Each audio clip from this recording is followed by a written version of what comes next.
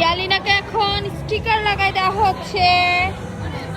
বাচ্চাদেরকে একটা করে এই মোজাগুলো দিছে জাম্পিং করার জন্য, যাতে স্লিপ না কাটে, সেজন্য এই মোজাগুলো ওরা দেয়। আমার মেয়ে ফার্স্ট টাইম কোনো অ্যাডভেঞ্চারে আসছে।